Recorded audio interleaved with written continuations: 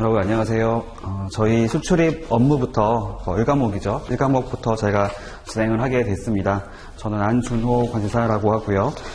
저는 문제풀이 할 때 여러분들이 이제 가급적이면 그 문제에서 어떤 게 핵심 포인트인지 이런 것들을 위주로 말씀드리고 거기서 실수하시는 부분들 위주로 설명을 드리고 넘어가도록 하겠습니다. 특히 올해 같은 경우에는 그 학습 포인트를 먼저 말씀드리면요. 저희가 인코텀즈 2020이라고 하는 것이 이번에 새로 개정이 됐습니다. 그렇기 때문에 아무래도 개정이 된 만큼 출제가 될 수 있는 확률이 높다고 볼 수가 있겠죠. 여러분들 다른 것들보다도 일단 개정된 사항들은 좀 나온다라고 생각을 하시고 준비하시면 좋을 것 같습니다. 저희 그 학습 포인트 같이 먼저 보도록 할게요. 조금 넘겨보시면은 나와 있습니다. 제1과목 수출입 업무 옆에 보시면은 수출입 실무 기초라고 나와 있고요. 적금 전략하고 기출 트렌드를 간단하게 먼저 보면 일단은 1과목이 굉장히 중요합니다. 왜냐하면 1과목, 2과목, 3과목으로 구성이 되어 있는데 1과목에서 이제 50점이 나오죠. 전체 부분에서 절반을 차지하고 있기 때문에 사실상 1과목만 잘 봐도 나머지 과목에서 좀 만회가 충분히 될 수 있기 때문에 1과목을 잘 보시고 나머지 부분들은 조금 중요한 것들, 좀 시험에 나오는 것들 위주로 준비를 하시면 좋을 것 같습니다. 나머지 부분들도 물론 중요하지만 특히 1과목 같은 경우는 2과목에서 나오는 내용하고 중복되는 게 굉장히 많아요. 1과목에 나와 있는 내용들이 2과목에 나오는데 거기 있는 내용들을 이제 영문으로 본다고 보시면 될 것 같고요. 나머지 내용들은 제가 포인트 위주로 말씀을 드리도록 하겠습니다. 네, 넘어가도록 할게요. 일단은 저희 첫 번째 문제 같이 보도록 하겠습니다. 14페이지를 보시면 될 것 같고요. 1장 핵심 정리 문제 1번부터 같이 보겠습니다. 다음은 무역거래의 정의에 대한 설명이다. 가장 바르지 못한 것은 첫 번째, 무역의 3대 법규는 대외무역법, 외국한 거래법, 상법이다. 잘못됐죠? 저희가 무역 3대 법규라는 말을 쓰기도 하고 무역 관리 3대 법규라는 명칭을 사용하기도 합니다. 어쨌든 간에 3대 법규라고 한다면은 여기 나와 있는 관세법, 그리고 대외무역법,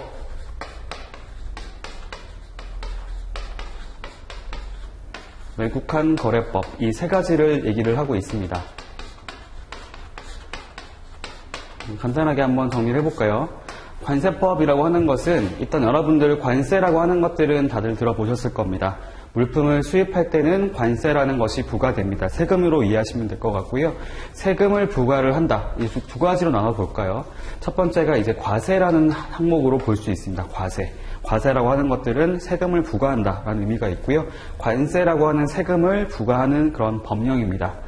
그래서 어떤 논리를 가지고 어떠한 기준을 가지고 관세를 부과할 것인지를 정한다 보시면 되고요. 두 번째로는 통관에 관련된 내용들이 있습니다. 통관이라 한다면은 어떤 절차적인 부분이 나오겠죠.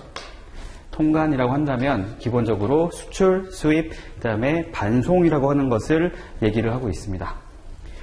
대외무역법의 경우에는 대외무역이잖아요. 무역이라고 하는 것이 이제 교환한다, 트레이드라는 의미를 갖고 있고요. 대외라고 하는 것이 인터내셔널 이렇게 보시면 될 것 같아요. 그래서 인터내셔널 트레이드, 즉 국제 간의 물품을 사고 파는 그런 행위들을 말을 한다고 보시면 되고요. 대외무역법의 경우는 기본적으로 물품의 어떤 수출, 수입에 관련된 내용이긴 한데 위에서 보시면은 여기서도 통관이라고 하는 게 나오잖아요. 여기서 말하고 있는 것들은 기본적으로 물품, 즉 유형물만을 대상으로 합니다. 물품. 보통의 경우에 무역을 하게 되면 물품을 가지고 하게 되죠. 하지만 때로는 물품이 아니라 어떤 용역이라든지 아니면 전자적 형태의 무채물 같은 것들도 들어갈 수가 있습니다.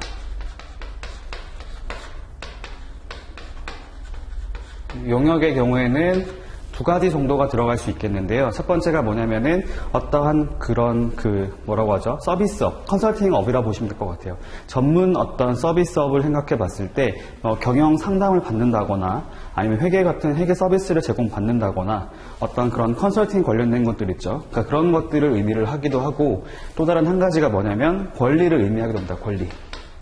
권리라고 한다면은 특허권, 저작권 여러 가지가 있죠. 이런 것들을 사용할 수 있는 권한을 부여해주는 것을 용역을 제공한다라고 얘기를 합니다. 어쨌든 그런 것들도 있고 그 다음에 전자적 형태의 무채물은 요즘에 많이 나오죠. 예를 들면은 mp3 같은 게 들어갈 수 있을 것 같습니다.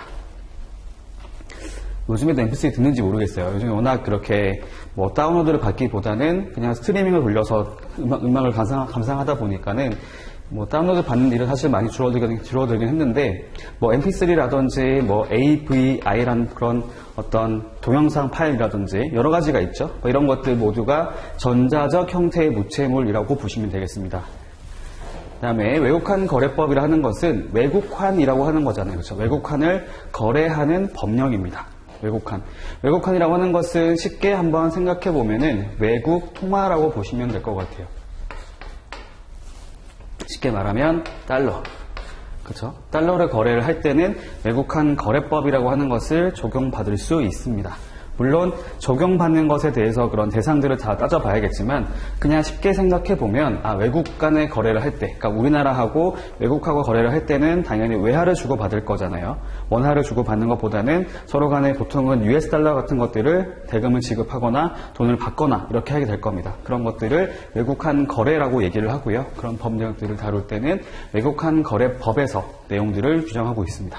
그래서 다시 한번 말씀드려보면 관세법, 대외무역법, 외국환 거래법 이 세 가지를 무역의 3대 법규다. 무역 관리의 3대 법규라고 얘기를 합니다. 그래서 첫 번째 문제 보시면은 상법은 잘못된 것을 아시겠죠. 기본적으로 상법의 경우는 국내법으로 이해를 하시면 될 것 같습니다. 민법, 상법 여러 가지가 있긴 하죠. 상법의 경우 무조건 국내법만을 말하는 건 아닙니다. 국내 간의 거래만 의미하는 것은 아니지만 국제 간의 거래를 하는 것도 당연히 맞기는 하지만 기본적으로는 국내 업체들 간의 거래를 할 때 적용되는 법률이기도 하기 때문에 좀 다르게 이해를 하시면 될 것 같고요. 나머지 볼까요? 2번. 물품이란 눈에 보이는 유형물, 유체물 등을 말한다. 맞습니다. 이게 통상적인 의미를 가지고 있는 거고요. 그래서 아까 말씀드린 것처럼 관세법의 경우는 그 유형물만을 대상으로 하고 있습니다. 쉽게 어떻게 생각하시면 되냐면 여기 밑에 나와 있는 거 있잖아요. mp3 같은 거를 외국에 있는 사이트가 있어요. 해외 사이트에서 특정 어떤 영상 같은 것들을 다운로드 받을 수 있다고 생각해 볼게요. 다운로드 받을 때 무료로 받을 수도 있고 대금을 결제를 할 수도 있습니다. 그래서 일단은 대금을 결제해서 생각해 볼게요. 돈을 내고 동영상을 다운받는다고 했을 때 이거는 사실상 수입으로 볼 수 있잖아요. 그렇죠? 외국에서 국내로 들어왔기 때문에 수입으로 볼 수 있는데 그렇다고 해서 관세법에서 적용되는 대상은 아닙니다. 즉 대외무역법에서는 수입으로 인정을 하지만 관세법상에서는 수입의 대상이 아니기 때문에 세금을 부과하지 않습니다. 그래서 여러분들이 외국에 있는 사이트에 가입해서 어떤 영상 같은 것들을 다운받으면서 대금 결제를 했다고 하더라도 거기에 대해서는 관세라고 하는 것이 부과되지 않습니다. 그렇게 이해를 하시면 될 것 같고요. 3번 대외무역법 시행령에서 정하는 특징의 용역으로는 경영 3.1 법무 관련 서비스업 등이 있다. 아까 제가 말씀드린 거 있었죠. 용역의 경우에는 그런 전문 어떤 서비스업 뿐만이 아니라 권한을 부여해주는 것도 해당될 수 있다. 첫 번째 거라 보시면 될 것 같고요. 네 번째, 대외무역법상 무역의 객체에는 전자적 형태의 무채물이 포함된다. 객체, 주체 이런 말들이 사실 조금 어렵게 느껴질 수가 있겠는데요. 객체라고 하는 것들은 다르게 말해보면 대상으로 이해하시면 될 것 같습니다. 대상. 아까 말씀드린 것처럼 대외무역법에서도 여기 용역이랑 전자형태의 무채물뿐만이 아니라 물품도 포함이 되기는 해요. 기본적으로 포함이 되기는 하는데 이 세 가지가 대상이 되고요. 아까 여기 나와 있는 이것이 보기에 들어가 있는 거죠. 포함이 된다. 맞습니다. 넘어가겠습니다. 2번. 다음이 설명하는 내용 중 올바르지 않은 것은 첫 번째, 대외무역법은 대외무역을 진흥하는 목적이 있다. 네, 맞습니다. 기본적으로 대외무역법은 국제 간에, 그러니까 국내에 있는 업체와 그러니까 해외에 있는 업체하고 이렇게 거래를 하면서 그런 무역이 더 원활하게 이루어지는 것을 목적으로 하고 있고요. 그런 것들을 하면서 공정한 거래 질서를 확립하고 국제 수지의 균형과 통상의 확대를 도모하는 것도 맞습니다. 세 번째, 궁극적인 목적은 국민 경제를 발전시키는 데 이바지합니다. 맞습니다. 국민 경제를 발전시키는 데 이바지하는 목적은 대외무역법뿐만이 아니라 관세법도 해당이 됩니다. 거의 모든 법령들이 국민 경제를 발전시키는 데 이바지하고자 합니다. 4번, 대외무역법은 국내에서의 물품 이동을 통제하기 위해 제정된 법이다. 아니겠죠? 국내에서의 물품 이동, 즉 예를 들면은 서울에서 인천까지, 인천에서 부산까지 물품을 움직이는 거에 대해서는 국제 거래가 아니잖아요. 무역이라고 저희가 흔히 말하는 무역이 아니기 때문에 그런 것들이 적용되지 않고요. 아까 말씀드린 것처럼 국내법 상에 다른 법령들이 적용될 수 있겠습니다. 예를 들면 상법 같은 게 들어갈 수가 있겠네요. 넘어가겠습니다. 문제 3번, 대외무역법상 무역의 대상에 해당하지 않는 것은 아까 설명드렸던 거 기억나시죠? 물품, 용역, 전자적 형태의 무채물 이 세 가지가 들어가는데 1번의 경우에는 아까 말씀드렸던 그 내용 맞습니다. 제가 간단하게 그냥 쉽게 이해하기 위해서 조금 줄여서 말씀드렸었는데요. 이렇게 명칭을 쓰고 있죠. 부호, 문자 등을 디지털 방식으로 제작하거나 처리한 자료 또는 정보 등으로서 대통령령으로 정하는 전자적 형태의 무채물 이렇게 표현을 쓰고 있고요. 두 번째, 경영상담업을 영위하는 자가 제공하는 용역. 아까 제가 쉽게 말씀드렸을 때 전문 서비스업이라고 말씀드렸었죠.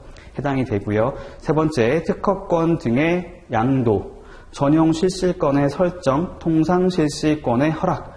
이런 것들도 아까 제가 권한 말씀드렸잖아요. 이런 것들을 사용하게 하는 것들도 용역으로 보고 있습니다. 네 번째, 외국환 거래법에서 정하는 지급수단. 지급수단의 경우는 그냥 쉽게 생각해 보면은 돈이에요, 돈. 물론 그 돈뿐만이 아니라 다른 것도 있겠죠. 예를 들면은 저희가 지급 수단이 될 수 있는 것들도 여러 가지가 있을 겁니다. 예를 들면 수표도 있을 거고요.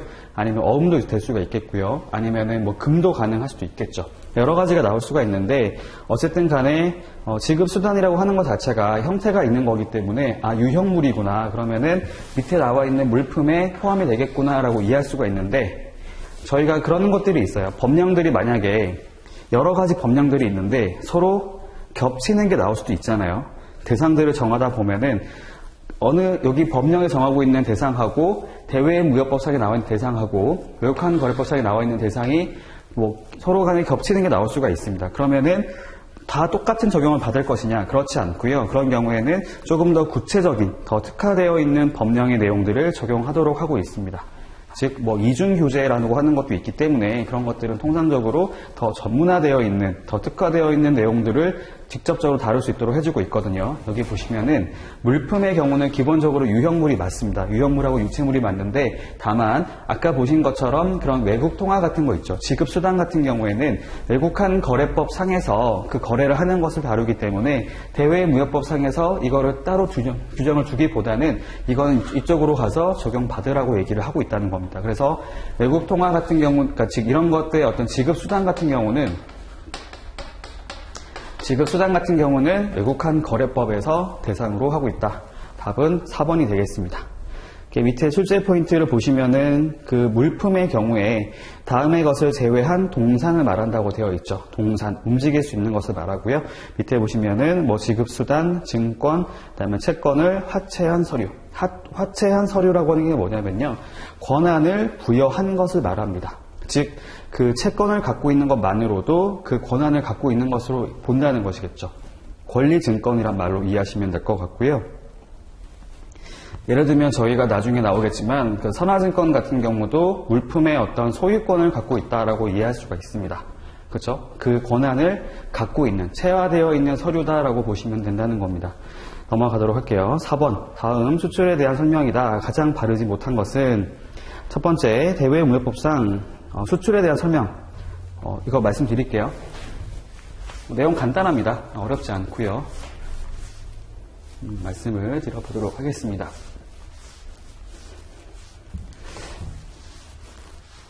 대외무역법에서 수출을 정리를 할 때는 뭐 다른 여러 가지 방법이 있을 수 있겠지만 제가 하는 방식으로 해보는 게 어떨까 싶습니다. 아까 제가 대상이 세 가지가 있다고 말씀드렸었죠. 물품, 용역, 그 다음에 전자적 형태의 무채물.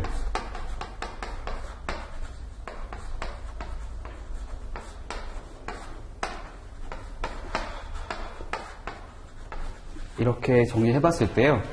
이 두 개가 같이 묶인다고 보시면 될 것 같고요. 물품의 경우가 아무래도 많겠죠. 수출의 경우가 많을 거고요. 제가 구분을 해서 정리를 해보도록 하겠습니다. 첫 번째, 가장 흔한 케이스라 보면 됩니다. 국내에서 국외, 즉 해외로 물품이 이동하는 것을 바로 수출이라고 얘기를 합니다. 뒤에 써드릴게요. 수출의 정의. 여기서 말하는 수출이라 함은 대외무역법입니다. 이것만 봐도 아시겠죠? 대상이 다르다라는 거 봐서. 앞에 여러 가지가 나와요. 뭐 증여나 뭐 일반적인 매매나 여러 가지 상태가 뭐 거래가 나올 수가 있는데 뭐뭐 등을 포함한 이렇게 말을 쓰고 있거든요. 다시 말씀드리면 국내에서 국외, 해외로 나가는 물품이 이동하는 것은 어떠한 계약이든지 간에 관계가 없습니다. 뭐 돈을 주고 받는 유상거래이든지 아니면은 그냥 일방적으로 제공을 하는 무상거래든지 상관없이 그냥 물품이 나가는 것만으로도 수출로 간주합니다.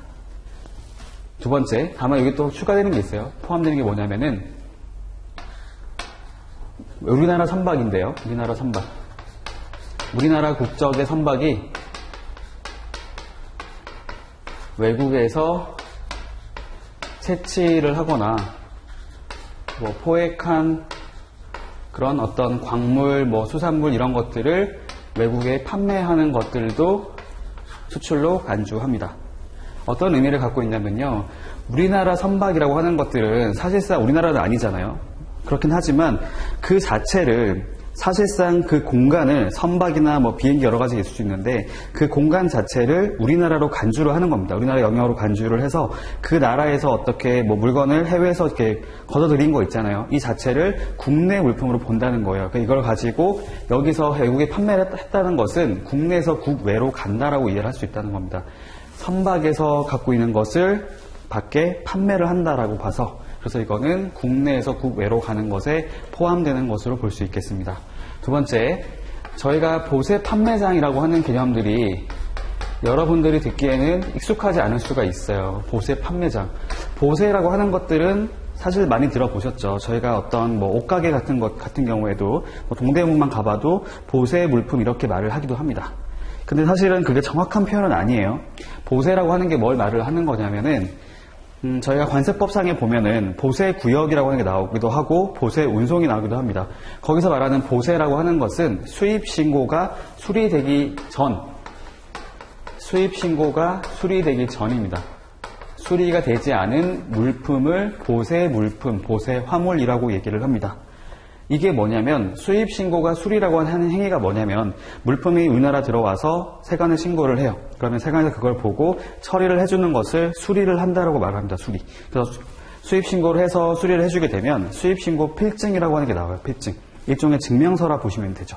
저희가 어떤 뭐 남자분들 같은 경우에는 예비군 훈련 갔을 때 거기 끝나고 나면은 필증을 받죠. 훈련에 관련된 필증을 받기도 하고요. 여러 가지 그런 필증들이 나오게 됩니다. 그러니까 이런 증명서가 발행되게 되는데 수입신고가 수리되고 나서는 그러니까 전이라고 한다면 일단은 여기가 설명을 드려볼게요. 간단히 말씀드리면은 기본적으로 외국 물품이에요. 우리나라 물품이 아닌데 외국 물품이 국내로 수입이 됐어요. 그래서 수입이 되고 나서 수입 신고를 하게 됐습니다. 그러고 나서 이게 수리가 됐어요. 수리라고 하는 것은 아까 말씀드린 것처럼 쉽게 말씀드리면 처리가 됐다. 사용 가능하다라고 말하게 되면 이때는 내국 물품으로 변동이 됩니다. 외국 물품이었던 것이 내국 물품으로 바뀌게 돼요. 사실 물품 자체는 동일하죠. 동일한 물품이긴 하지만 그것의 어떤 그 정부에서 보는 입장이 원래 외국 물품은 마음대로 소비하거나 사용할 수 없게 만듭니다. 즉 수입신고라고 하는 것들을 하지 않은 상태라고 한다면은 이걸 마음대로 가지고 가거나 마음대로 처분하거나 이런 것들을 하지 못하게 만드는데, 수입신고를 해서 그 처리가 끝나게 되면은 내국 물품으로 바뀌게 되고요. 저희가 우리나라에 있는 물건들을 저희 마음대로 사용할 수 있잖아요. 그렇죠? 내가 구매한 것들은 내 마음대로 물건을 팔 수도 있고, 이걸 그냥 소비할 수도 있고, 여러 가지 가능하잖아요. 그러니까 이런 게 가능하게 됩니다. 그래서 외국 물품을 내국 물품으로 만드는 것을 수입 신고를 해서 수리를 받는 거다라고 얘기를 하는데, 그것이 처리되기 전이라는 거예요. 다시 말씀드리면 아직까지 내국 물품이 되지 않은 상태의 화물을 말을 한다는 겁니다. 그걸 보세라고 해요. 그러니까 수입 신고가 수리되기 전의 상태를 보세라고 합니다. 그래서 이런 게 있어요. 보세라고 하는 구역이 있어요. 보세 구역이라고 해서 우리나라에 장치된 건 있는 건 맞지만 그 장소에 들어간다고 하더라도 그곳을 과세되는 곳으로 보지 않아서 그곳에서 물건을 다시 국내로 갖고 들어오는 경우에만 수입 행위가 일어난다고 봐서 그러니까 그 보세 구역 자체에 반입하는 것은 세금을 부과하지 않습니다. 이런 게 나올 수가 있겠네요. 예를 들면 중개무역이라고 하는 게 있죠. 중개무역. 그 물품을 해외에서 물건을 싸게 들여와서 국내에서 잠깐 장치해놨다가 다시 해외로 판매를 한다고 가정해 봤을 때 이걸 굳이 수입 신고를 할 이유가 없거든요. 그냥 보세구역에 장치를 하고 나서요, 거기서 그냥 잠깐 머물렀다가 보통은 그 포장을 바꾸겠죠. 내 명의의 포장으로 바꿔서 다시 물건을 보내면 됩니다. 다른 지역으로. 그러니까 그렇게 하는 것을 보세 창고라고 얘기를 하는데, 보세 판매장이라고 하는 게 뭐냐면요, 판매라고 하는 것, 즉 보세 화물을 판매하는 장소를 말을 합니다. 쉽게 말씀드리면 뭐가 있을까요? 면세점이 있겠죠. 면세점. 면세점의 취지가 뭘까요? 면세라고 하는 것이 세금을 면해준다는 의미를 갖고 있잖아요. 이거 생각해 보시면 출국하는 그 공항에 장치하고 있는 거 다들 아시죠? 물론 최근에는 입국하는 장소에도 두기도 하는데, 원래 취지 자체가 출국하는 장소에 두고 그걸 사가지고 갖고 나가는 거예요. 해외로. 이게 왜 있는 거냐면, 기본적으로 이제 저희가 관세라든지 부가가치세라고 부르죠. 부가세 이런 것들은 소비세라고 부르거든요. 소비세. 즉 사용을 하거나 소비를 하게 됐을 때 그걸 전제로 해서 세금을 부과를 하겠다는 겁니다. 근데 출국을 한다고 생각해 보세요. 출국을 하게 되면은 그 소비되는 장소가 국내가 아니라 해외가 되잖아요. 그렇죠? 해외가 되기 때문에 어차피 그 나라 가게 되면 그 나라에서 부가세 세금 부과합니다. 관세 부과해요. 여러 가지 세금 나올 수 있겠죠. 그러니까 그런 목적이기 때문에 국내에서 세금을 또 부과하게 되면 그 나라에서 부과되기 때문에 이중 과세가 되거든요. 이중 과세, 즉 중복 과세가 됩니다. 중복적으로 세금이 부과되기 때문에 출국할 때는 세금을 부과하지 않는 거예요. 어차피 그 해외 나갔을 때 세금이 부과될 거기 때문에. 그런 의미라고 보시면 됩니다. 그래서 보세 판매장이 있다고 했을 때 보세 판매장에서 판매를 하는 건데요. 중요한 게 있어요. 국내에서 생산된 물품입니다. 국내에서 생산된 물품을 외국인한테 판매하는 것들도 수출로 간주합니다. 이런 표현들을 바꾸면 되겠죠. 예를 들면 국내에서 생산된 물품이 아니라 국내에 있는 물품, 이렇게 나오지는 않겠지만 생산되지 않고 그냥 수입한 물품을 이렇게 표현을 쓰게 되면 틀린 거를 여러분들이 이해를 하셔야 됩니다. 그 다음에 외국인이 아니라 우리나라 국민한테 판매를 하는 경우, 이런 것들도 수출로 인정되지 않는 거죠. 이건 어떤 취지를 말을 하는 걸까요? 기본적으로 수출이라고 한다면은 통상적으로는 물품을 판매하는 것을 말을 할 텐데, 이거 말고도 수출이라고 하는 게 결과적으로는 외화 획득을 한다고 볼 수 있거든요. 외화 획득. 그렇죠? 기본적으로 그 해외 물건 팔면 그 나라에 있는 구매자가 돈을 줄 거 아니에요. 그렇죠? 그게 다 외화로 지급할 거기 때문에 외화 획득이라고 하는 것으로 볼 수 있습니다. 우리나라에 외화가 많이 들어오면 좋을까요? 안 좋을까요? 당연히 좋겠죠. 예전에 이제 여러분들이 나이가 많지 않으신 분들은 그런 세대가 아니긴 하지만 IMF 같은 경우에도 우리나라의 외환, 그렇죠?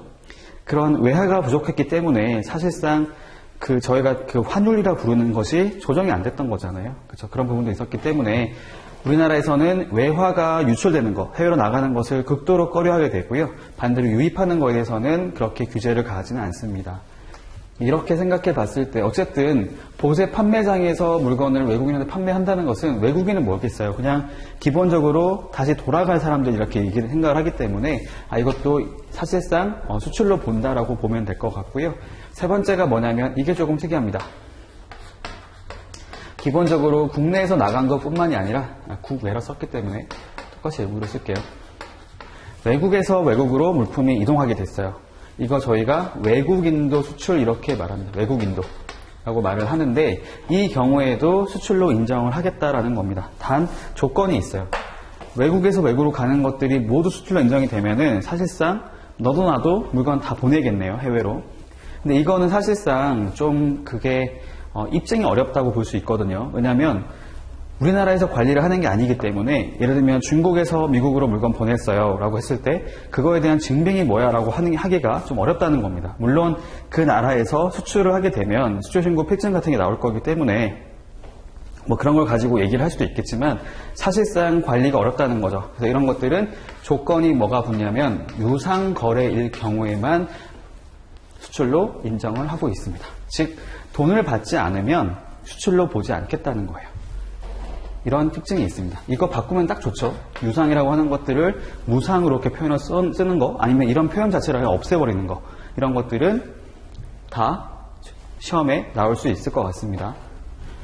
네, 이렇게 정리를 하면 될 것 같고요. 그 다음에 용역이랑 경영형태 무채물 같은 경우에는 되게 간단합니다. 거주자가 비거주자에게 제공하는 것을 의미를 합니다. 거주자, 비거주자는 어디에 나오는 개념이냐면은 외국한 거래법에 나오는 개념이고요. 거주자라고 하는 것들은 일단은 기본적으로 개인과 법인이 있어요. 개인과 법인. 마찬가지인데 이걸 나누는 기준, 이 거주자랑 비거주자 나누는 기준이 뭐냐면 일단은 개인 같은 경우에는 그 두 가지가 있어요. 두 가지. 첫 번째가 뭐냐면 거주기간입니다. 거주기간. 두 번째로는 영업활동이에요. 영업활동. 저희 같은 경우 있죠. 뭐 기본적으로 우리나라에 있는 국민들은 우리나라에서 출생을 하고 나서 계속 거주를 하고 있잖아요. 일정 기간 동안 거주를 하고 있기 때문에 기본적으로 거주자라고 볼 수 있습니다. 반대로 외국에 있는 외국인들 같은 경우에는 당연히 우리나라에 거주를 안 했기 때문에 비거주자라고 볼 수 있을 것 같고요. 비거주자의 경우에도 그러니까 이걸 갖고 얘기하다 보면 비거주자라고 하더라도 즉 외국인이라 하더라도 우리나라에 들어와서 일정 기간 이상 머무르게 되는 경우에는 비거주자에서 거주자로 변동될 수 있습니다. 특이하죠? 그런 게 있고요. 영업 같은 경우는 어떤 걸 말을 하냐면은 경제활동을 의미한다고 보시면 돼요. 경제활동. 쉽게 말씀드리면 우리나라에 들어와서 돈을 버는 겁니다. 이런 것들은 영업활동이 있는 걸로 봐서 거주자라고 인정을 합니다. 쉽게 말씀드려보면요. 저희가 TV로 봤을 때 외국인들 자주 나오잖아요. 종종 나오는데 그런 외국인들 같은 경우에도 잠깐 우리나라에 머무는 자라고 하더라도 그런 자들이 우리나라에서 어떤 영업활동을 하고 있다, 경제활동을 하고 있다라고 한다면은 그거는 비거주자가 아니라 거주자라고 보게 된다는 겁니다. 그런 특징들을 갖고 있고요. 법인 같은 경우에는 사실상 이게 거주하는 목적이 뭔가요? 일단 거주라고 하는 것은 당연히 성립이 되겠죠. 왜냐하면 법인은 사람이 아니기 때문에 사무소가 있을 거잖아요. 이거를 딱 장착을 하는, 설립을 하는 거기 때문에 당연히 거주는 당연히 될 거고요. 그 다음에 영업 같은 경우에도 기본적으로 법인의 경우에 어떤 영업 활동을 하기 위해 설치가 되죠. 예를 들면은 외국에 있는 그 회사가 우리나라에다가 지사를 만든다고 했을 때 그게 다 경제 활동을 하기 위한 목적으로 설립을 하는 거잖아요. 그렇기 때문에 법인의 경우에는 통상적으로 다 그 나라에 있는 것으로 간주합니다. 즉 우리나라에 있는 법인들은 비록 그 회사가 원래 본사가 미국에 있다 하더라도 그 한국에 있는 지사는 거주자라고 봅니다. 반대로 우리나라의 어떤 삼성전자 같은 그런 회사가 외국에다가 어떤 해외 지사를 설립을 한다고 했을 때는 그 설립된 지사들은 모두 비거주자로 분류가 됩니다. 어쨌든 이런 특징을 갖고 있는데요. 그러니까 쉽게 생각해 보면은 우리나라 국민이 외국인한테 물건이 아니죠. 용역이라든지 여기 나와 있는 무채물을 제공하는 것은 수출로 볼 수 있습니다. 그렇게 이해를 하시면 될 것 같아요. 어떤 게 있을까요? 기본적으로 아까 말씀드렸던 우리나라에서 있는 그 특정 사이트가 있는데요. 음악 사이트가 있는데 외국에서 그 영상을 다운받아서 보고 있다. 구매를 했다고 한다면은 그것도 수출로 간주되는 겁니다. 수출로 보는 거고요. 그 다음에 우리나라 한참 그 이슈가 많았던 거 있잖아요. 성형 관련된 것들, 뭐 외국에서 와가지고 잠깐 와서 수술하고 나가고 이런 것들도 사실상 용역을 제공한 거거든요. 그렇죠? 성형을 해준 거잖아요. 이런 것들도 수출로 볼 수 있습니다. 네, 그렇게 이해하시면 될 것 같고요. 조금 설명이 길었는데, 자, 밑에 4번 문제 보겠습니다. 가장 바르지 못한 것은 1번, 수출이라 함은 아까 말씀드렸죠. 매매, 교환, 임대차, 사용대차, 증여 등을 원인으로 국내에서 외국으로 물품이 이동하는 것을 말한다. 첫 번째 경우가 해당되겠네요. 2번, 거주자가 거주자에게 전자적 형태의 무채물을 전송하는 것은 수출에 포함된다. 당연히 아니겠네요. 거주자가 비거주자에게. 답은 2번이 될 것 같습니다. 3번 아까 말씀드린 거였고요. 4번도 말씀드렸던 겁니다. 넘어가겠습니다. 5번 다음은 우리나라의 대외무역법령에서 규정하고 있는 용어에 대한 설명이다. 잘못된 것은 첫 번째 봤던 거고요. 넘어가겠습니다. 2번 무역거래자. 그러니까 무역거래자라고 하는 게 뭐냐면요. 기본적으로 대외무역법에서 무역이라고 하는 표현이 뭐냐면 수출입을 말해요. 수출 수입을 말하는데 그런 것들을 하는 자를 말하잖아요. 이게 어떤 걸 말하냐면은 실제로 그 행위를 하는 자, 즉 수출 수입을 하는 자도 당연히 들어가고 뿐만이 아니라 그런 거래 직접 하지 않더라도 이렇게 위임을 요청한 자 있죠. 그것을 위임한 자 또는 이제 위임받은 자 모두가 해당이 됩니다. 다시 정리해보면요. 수출행위, 수입행위를 직접 행하거나 그런 것들을 위탁하거나 그런 것들을 그러니까 위임을 하거나 또 위임받은 자 이 세 모두를 무역거래자라고 얘기를 합니다. 3번 외화 획득용 제품이라 하는 것은 수입한 후에 생산 과정을 거친 상태로 제공되는 물품을 말한다. 그럴싸한데요. 그렇지는 않습니다. 외화 획득용 제품이라 하는 것은 수입한 후에 생산 과정을 거치지 않은 상태로 제공되는 물품을 의미를 합니다. 답은 3번이 되겠고요. 4번 같은 경우에도 수입 실적이 나오는데 여기 나와 있는 대외무역법에서 지금 제가 수출을 말씀드렸잖아요. 수입은 반대가 되는데 수출을 하든지 수입을 하든지 그거에 대해서 실적을 인정을 해줘요. 그래서 보통은 수출할 때는 저희가 FOB 가격이라고 말하는 것을 인정을 해주고요. 수입할 때는 CIF 가격을 가지고 인정을 하게 됩니다. 그게 원칙적인 내용들이고요. 어쨌든 그런 내용에 해당이 되면은 수입 실적으로 인정을 하게 됩니다. 그래서 아까 말씀드렸던 수입 통관액, 그다음에 지급액 이런 것들은 수입 실적에 해당되는 걸로 이해하시면 될 것 같고요. 답은 3번이 되겠습니다. 다음으로 6번 문제 보겠습니다. 다음 주어진 것에 정부의 행정 절차에 해당하지 않는 것은 무엇인가요? 라고 나와 있는데요. 지금 1번, 3번, 4번을 보시면 모두가 정부에서 행하는 거라 보시면 되는데 2번 같은 경우는 청약과 승낙은 사실상 정부에서만 하는 것은 아니죠. 오히려 정부에서 하기보다는 저희 사인 간의 거래를 할 때 있죠. 개인 간의 거래를 할 때가 훨씬 더 많이 사용될 겁니다. 청약과 승낙, 청약이라고 하는 것은 계약을 하고 싶다라는 의사를 표시하는 거고요. 그 다음에 승낙이라고 하는 것은 그에 대해서 동의를 한다라는 의사표시를 말하게 됩니다. 청약이 있고 승낙이 있으면 계약이 성립되게 되죠. 답은 2번이 됩니다. 뒤에 나와 있는 나머지 보기들은 뒤쪽의 문제에서 또 나오기 때문에요. 그때 다시 설명을 드리도록 하겠습니다. 넘어갈게요. 7번 문제 보겠습니다. 다음 중 특정 거래 형태 중에서 산업통상자원부 장관에게 인정을 받아야 하는 대상이 아닌 것은 자, 이게 뭔지 말씀드려 볼게요. 자, 원칙과 예외로 말씀을 드려보도록 하겠습니다. 사실 저희가 법령 같은 거 보면 항상 법령만 말하는 건 아닌데 정리할 때 가장 좋은 것 중에 하나가 그러니까 효율적인 것 중에 하나가 뭐냐면 원칙과 예외로 나누어 생각해 보는 게 굉장히 좋은 것 같아요. 대외무역법에서 지금 물어보고 있는 게 뭐냐면요. 무역거래를 말할 때 원칙이 뭘까요? 원칙. 사실상 자유롭게 거래를 할 수 있다라는 거거든요. 수출, 수입은 자유롭게, 무역 거래자들이 자유롭게 할 수 있다. 즉, 정부 차원에서 어떻게 제한을 가하지 않을 테니까 자유롭게 너는 책임으로 거래하면 된다라고 말을 하고 있습니다.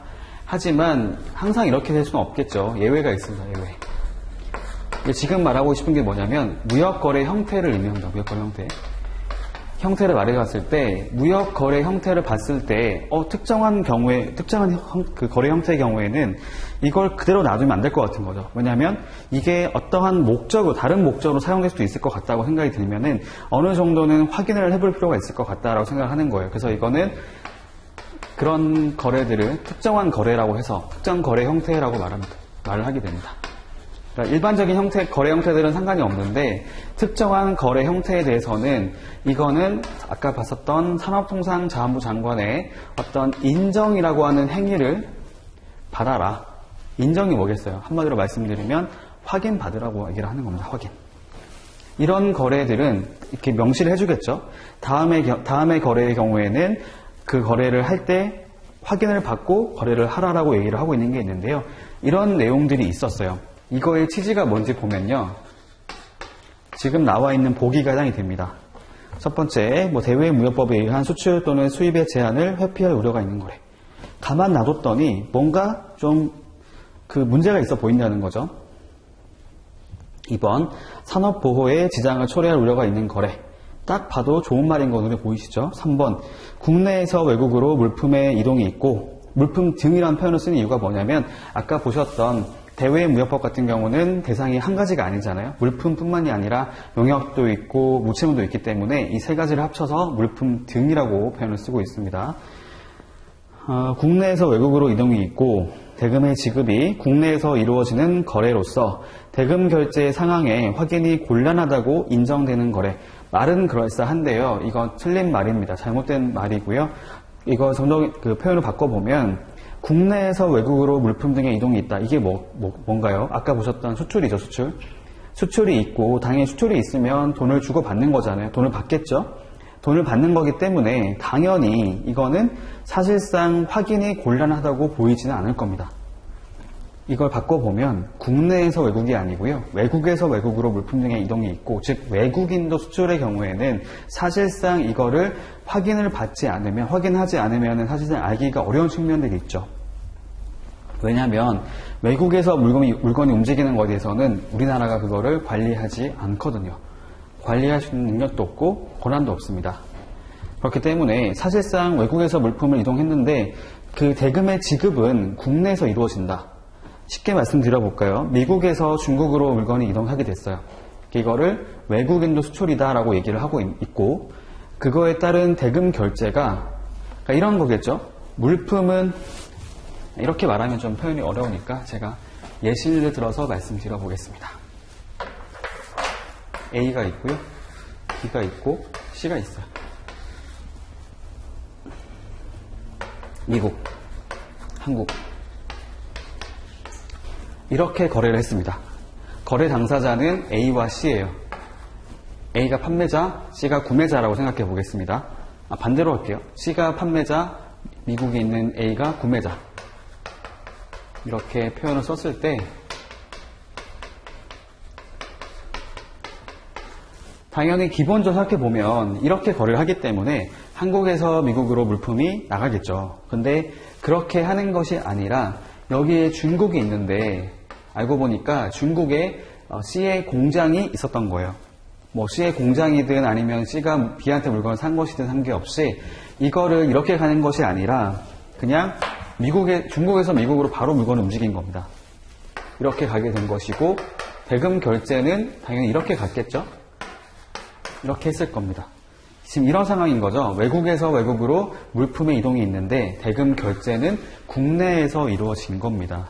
그러니까 이런 것들은 사실상 확인이 어렵잖아요. 왜냐하면 기본적으로 물품이 국내에서 이동하게 되면은 아까 보신 것처럼 수출 신고라고 하는 것을 하게 되거든요. 이거는 관세법에 따라서 가는 겁니다. 관세법에 따라서 수출 신고를 하게 되어 있기 때문에 수출 신고한 내역과 돈이 이제 들어온 내역을 비교해서 보면 돼요. 확인이 가능하거든요. 근데 외국에서 외국으로 물품이 이동하게 되면 확인할 수 있는 방법이 없습니다. 그래서 이런 것들은 사전에 확인을 받아라 라고 얘기를 해서 아까 보셨던 특정 거래 형태로 인정을 받아라 라고 얘기를 했던 건데 지금 답은 3번이 잘못된 거 아실 거고요. 다음 4번. 대금 결제 없이 물품 등의 이동만 이루어지는 거래. 사실상 이것도 이제 확인이 어렵다고 보는 거예요. 왜냐하면 기본적인 원칙은 물품이 이동을 하면 대금 결제를 받아야 되거든요.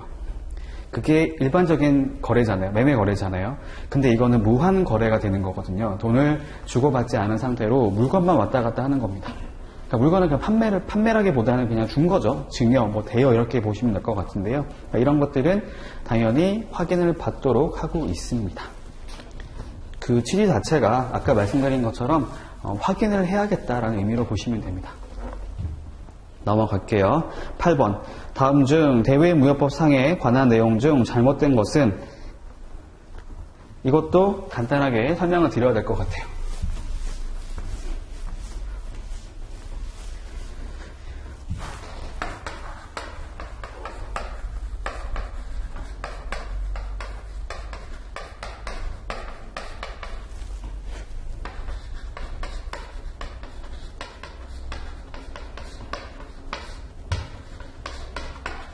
이렇게 표현을 써볼까요? 다음 무역거래 원칙. 기본 원칙은 아까랑 동일합니다. 뭐겠어요? 자유롭게 하면 된다는 겁니다. 물건을 수출하거나 수입하거나 이런 것들은 관여하지 않겠다. 제한 두지 않을 테니까 너의 책임으로, 거래를 하는 자의 책임으로 이 법의 테두리 안에서 마음껏 거래를 하라고 얘기를 합니다. 마치 저희가 옛날에 배웠었던 시장 경제라고 보면 될 것 같네요. 어쨌든 이런 형태를 갖고 있는데 다만 예외적인 경우가 있어요.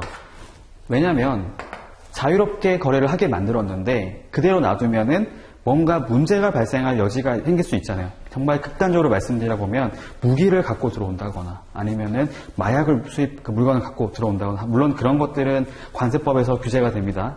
제한이 되긴 하지만 이거 말고 제가 저희 일상생활 거 가지고 말씀드려보면 저희가 핸드폰 다들 쓰시잖아요. 핸드폰 같은 경우는 기본적으로 전파를 발생시킵니다. 전파. 그래서 저희가 이제 이거를 쓸 때는 전파가 안전한지를 확인을 받아야 돼요. 이거를 저희가 확인을 받은 것을 전파 인증을 취득했다. 다른 정확한 표현을 말씀드리면 적합성 평가를 취득했다. 문제가 없다. 이렇게 보는 것을 받아야 하거든요. 그걸 받고 나면은 KC라고 하는 마크가 부착이 됩니다. 이게 코리아 서티피켓이라고 해가지고요. 한국 안전 인증에 관련된 그런 마크가 부착이 돼요. 물론 국내에서만 생산된 물품은 그런 마크가 안 보일 수 있는데요. 기본적으로 저희 아이폰 같은 거 있죠. 여러분들 해외에서 물건 들어오는 거 있잖아요. 그런 거 보시면은 그 케이스 뒤에, 그러니까 물건 그 뒷면에 보시면은 KC라고 붙어 있는 거 보실 수 있을 거예요. 그러니까 이런 것들 말을 하거든요. 그러니까 그런 인증들, 확인을 받아야 되는 것들이 있어요. 되게 많아요. 그리고 기본적으로. 그러니까 그런 게 있다 보니까 이런 것들은 제한을 가하겠다라고 하는 겁니다. 제한. 자유롭게 놔두면 알아서 안전하게 물건을 들어오면 되는데 그러기가 힘들잖아요. 그렇기 때문에 특정 물품에 대해서 또는 특정 상황에 대해서는 제한을 가하겠다라고 원칙을 갖고 있어요. 그러니까 그걸 전제로 해서 말씀드려보겠습니다. 그리고 이게 대외무역법이고요. 그 다음에 외국한 거래법도 말씀드려볼까요? 비슷한 논리를 갖고 있는데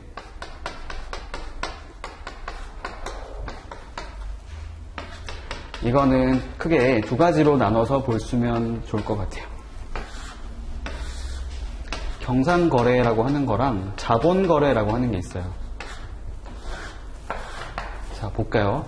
경상거래가 뭘까요? 늘 발생하는 거래라고 보시면 됩니다. 자주 발생하는 거. 좀 와닿지가 않으시죠? 자본거래를 말씀드려볼까요? 자본거래라고 하는 것은 말 그대로 돈이 움직이는 거래예요. 자본. 물론 자본이라고 하는 것이 돈이 대표적이긴 하겠지만 돈만 들어가는 건 아니겠죠. 물품도 마찬가지가 될 수 있겠죠. 실제로 그 물품에 대한 대가를 주고받는 것이 아니라 어떤 그러니까 예를 들면 쉽게 말씀드리면 해외로 투자를 하는 거, 투자. 해외에 있는 부동산을 산다거나 아니면 해외에 직접 투자를 한다거나 증권 이런 거 있죠. 주식 같은 거 사는 것들. 그러니까 그런 것들을 의미를 합니다. 그러니까 이런 것들은 물품이 움직이는 것이 아니라 자본이 움직이는 거래라고 해서 자본거래라고 말을 하고요. 그러니까 이런 것들은 실체가 없잖아요. 없기 때문에 기본 원칙을 어떻게 정하고 있냐면 기본 원칙은 신고해라고 합니다. 신고. 이게 어떤 신고일까요? 사전 신고가 됩니다. 사전이라는 게 뭘 말을 하는 거냐면 거래라고 하는 것들이 있으면 돈을 주거나 받거나 할 거잖아요. 이걸 지급 또는 수령이라고 말을 쓰는데 그런 지급 또는 수령을 하기 전에 미리 신고를 하고 지급 또는 수령을 해야 한다라고 정하고 있어요. 그러니까 돈을 먼저 주고받고 신고하지 말고 그 전에 신고를 하라고 얘기를 하는 겁니다. 이게 원칙이고요. 경상거래라고 하는 것은 자본거래를 제외한 나머지를 말을 해요. 기본적으로 어떤 게 들어갈 수 있냐면은 두 가지 나뉘게 되면 무역거래가 있고요. 무역 외 거래가 있습니다. 무역거래가 뭘까요? 이게 기본적으로 물품에 대한 거래를 말을 합니다. 무역 외라고 한다면은 물품이 아닌 것들 있죠. 서비스, 그다음에 무채물, 뭐 여러 가지 나올 거잖아요. 이런 것들. 그러니까 그런 것들은 무역 외 거래라고 합니다. 이런 것들 원칙이 뭐냐면요. 신고 대상 아닙니다. 그냥 거래하면 돼요. 신고 안 해도 됩니다. 다만 예외적으로 신고를 하게 만들 수 있어요. 다시 말씀드리겠지만 경상거래 중에서도 뭐 어떤 게 나올 수 있냐면은 그런 상계라고 하는 상계. 상계가 뭐냐면은 어떤 채권 채무를 서로 이제 상쇄시켜 가지고 잔액만 주고받는 거래가 나올 수 있어요. 나중에 정보 차원에서 보시면요. 이게 그 둘 간에 당사자 간에 어떤 채권 채무가 있었는데 이거를 예를 들면 줄 돈과 받을 돈을 따로따로 거래를 했었으면 나중에 그거에 대한 증빙이 나오잖아요. 그렇죠? 어떤 거래로 돈 이만큼 지급했다라는 게 보일 텐데 그런 게 없는 상태로 채권과 채무를 서로 상쇄시켜가지고 플러스 마이너스 해가지고 나온 금액만 돈을 지급하거나 받게 되면 나중에 그거에 대한 그런 증빙을 찾기가 굉장히 어려워지거든요. 이런 것들은 가만 놔두면 사실상 어렵기 때문에 이거는 신고를 하도록 유도를 합니다. 사전 신고를 요구하고 있고요. 자본거래 같은 경우에는 예외적으로는 허가를 받도록 하고 있습니다. 신고라고 하는 개념과 허가라고 하는 개념들은 완전히 다른 개념으로 보시면 돼요. 기본적으로 허가라고 하는 것들은 어떤 뉘앙스를 갖고 있냐면 안 돼. 기본적으로 안 된다고 말을 하면서 이거 하려면 나에게 확인 받으라고 하는 것이 보통 허가가 됩니다. 허가. 기본적으로 되는데 그 확인 받으라고 하는 게 아니고요. 원칙적으로는 불가능한데 이걸 하려면 허가라고 하는 절차를 거쳐 그만큼 심사가 까다롭게 이루어지겠죠. 대신에 신고 같은 경우는 기본적으로 안 되는 대상이 아닙니다. 그렇기 때문에 가능하기 때문에 심사라고 하는 행위 자체도 굉장히 적게 들어가겠죠. 까다롭게 안 보겠죠. 그런 좀 차이가 있어요. 그래서 경상거래, 뭐 자본거래 마찬가지인 게 신고라는 행위 자체가 뭐 까다롭게 심사를 하겠다는 얘기가 아니고요. 그냥 그런 행위가 있다는 것만 알려줘라고 하는 겁니다. 허가는 그렇지 않고요. 허가는 기본적으로 이거 하려면 나에게 까다롭게 심사받고 가야 돼 라고 하는 것을 의미합니다. 이런 내용을 봤을 때 이제 문제를 풀 수 있을 것 같아요. 첫 번째, 물품 등의 수출입과 이에 따른 대금을 받거나 지급하는 것은 허가를 받고 이루어져야 한다. 답은 1번이네요. 허가가 아니죠. 자유롭게 이루어집니다. 아까 말씀드렸잖아요. 물품 등이라고 하는 것이 경상거래를 의미합니다. 물품은 무역거래, 그 다음에 용역, 그 다음에 무채물 같은 경우는 무역 외 거래가 되겠죠. 나머지 읽어보시면 될 것 같아요. 2번 자기 책임으로 성실하게 하면 된다, 자유롭게 하면 된다고 하는 거고, 기본적으로 물품 수출 수입 승인의 유효 기간은 1년을 원칙으로 한다. 이게 뭘 말을 하는 거냐면 여기 나와 있지는 않은데 저희가 이제 그 대외무역법 있죠? 이 제한 이거예요. 이거.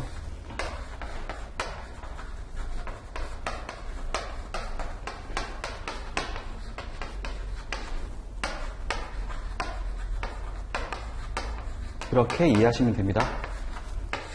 뭘 말을 하는 거냐면 수출입을 할 때는 승인을 받아야 한다라고 정하는 게 있는데요. 그걸 말을 하는 거고 그거는 1년을 원칙으로 하고 있습니다. 유효기간은. 그 다음에 4번의 경우에도 유효기간을 1년 또는 20년의 범위 내에서 단축하거나 초과해서 설정할 수 있는데요. 20년 이상 초과는 안 됩니다. 기본적으로. 넘어갈게요. 다음 오른쪽에 9번 볼게요. 9번 내용 보시면은 외화 획득에 관련되어 있는 문제가 나와 있고요. 외화 획득 같은 경우는 기본적으로 말씀드리면 2년으로 잡혀 있어요. 2년. 그래서 지금 A, B, C, D가 있는데 일단은 기본적으로 2년으로 잡으면 되는데요. 그렇게 보다 보면은 답이 없죠. 여기 보시면 양도 양수를 하는 경우는 기본적인 거래가 아니잖아요. 그렇기 때문에 이거는 2년이라는 기간을 주기 너무 많다고 보시면 되고요. 1년으로 잡히게 됩니다. 그래서 2년, 1년, 2년, 2년 이렇게 해서 답은 1번이 됩니다. 10번 무역관리 제도에 대한 설명이다. 가장 바르지 못한 것은 이것도 바로 풀 수 있을 것 같아요. 첫 번째 무역관리 제도로 함은 뭐 이런 내용이 있습니다. 읽어보시고요. 2번 대외무역법의 규정은 현재 파지티브 너무 발음 셌네요. 파지티브 리스트 시스템을 택하고 있다. 아닙니다. 이게 뭔지 말씀드려야 될 것 같아요. 근데 개념들 알고 계셔야 되거든요. 파지티브, 네가티브. 저희 뭐 선거할 때 네가티브란 말 많이 보죠. 일단 용어만 보면 파지티브, 긍정적인, 네가티브, 부정적인 이런 의미를 갖고 있는데 파지티브 리스트 시스템, 네가티브 리스트 시스템 이게 뭘까요?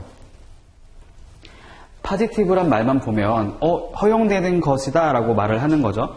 허용되고 있는 품목을 말한다, 리스트를 말한다고 보는 거고 네가티브 리스트는 제한되는 리스트를 말한다라고 보시면 되는데 이게 어떤 의미를 갖고 있는지 보시면요. 지금 원칙적으로 자유인데 예외적으로 제한할 수 있다고 두는 것은 둘 중에 어떤 게 될까요? 바로 네가티브가 됩니다. 네가티브.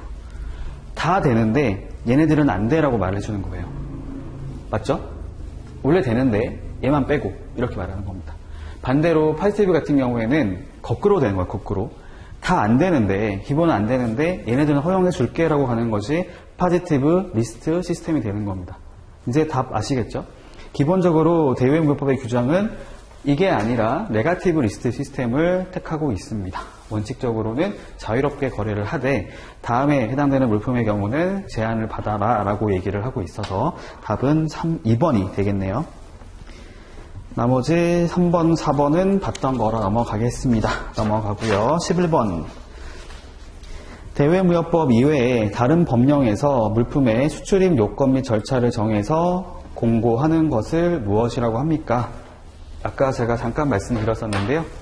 수출입 공고하고 통합 공고가 있습니다. 수출입 공고라고 하는 것하고 통합 공고 모두가 수출 또는 수입을 할 때 제한이 되는 사항들을 이렇게 알려주는 거긴 한데요. 둘 다 이제 공고예요, 공고. 공고가 뭔가요? 고시, 알려준다라고 이해하시면 됩니다. 미리. 왜 알려주냐면은, 무역 거래자 입장에서는